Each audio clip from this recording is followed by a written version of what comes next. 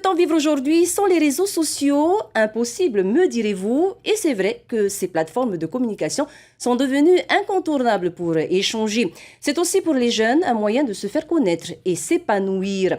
La plateforme tendance du moment, c'est bien sûr TikTok avec 800 millions d'utilisateurs. C'est donc la deuxième application la plus téléchargée au monde. Mais ce réseau social très prisé des ados n'est pas sans risque, d'où la nécessité de sensibiliser les plus jeunes.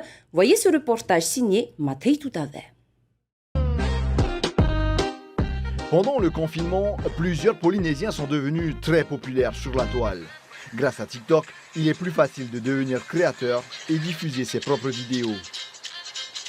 Un effet de mode s'est installé chez les jeunes adolescents. Je me filme en train de danser, mais je publie pas beaucoup. Je suis pas à fond dedans, mais je pense que les gens qui sont à fond, ils rencontrent beaucoup de gens. Ils se font plus connaître avec les réseaux et tout, ils s'amusent. Selon cette psychologue, pour les adolescents en pleine recherche identitaire, TikTok, comme tous les réseaux sociaux, a des effets positifs et négatifs.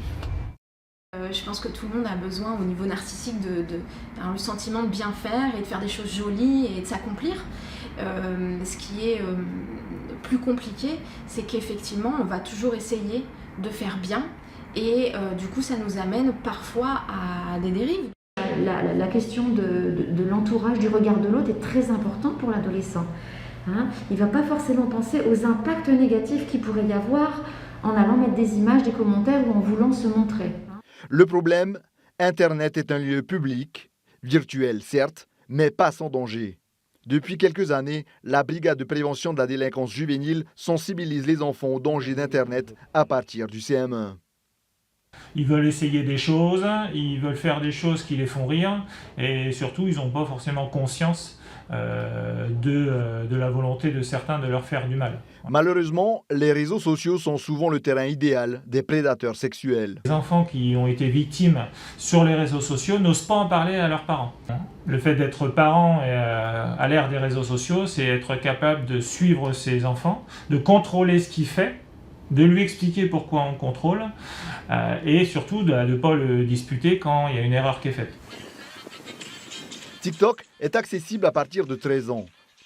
Pourtant, ils sont nombreux à avoir un compte avant cet âge. Le centre de consultation spécialisé en alcoolologie et toxicomanie reçoit de plus en plus de parents dont les enfants deviennent accros aux écrans dès l'âge de 9 ans. Mais à 9 ans, on ne va pas tout seul sur Internet, on est toujours accompagné d'un adulte. À partir de 12 ans, le pédopsychiatre recommande qu'on peut, avec des consignes de sécurité, un bon accompagnement parental, on peut laisser un adolescent commencer à aller un peu explorer et surfer sur Internet, en mettant aussi des limites de temps. La question des mauvaises rencontres, de l'escroquerie, Autre danger, du harcèlement, celui-ci lié plus généralement aux écrans, la perte de repères dans le temps. Lorsqu'il n'y a pas de contrôle, les enfants peuvent rapidement souffrir d'un manque de sommeil. Les conséquences se ressentent alors rapidement sur le niveau scolaire.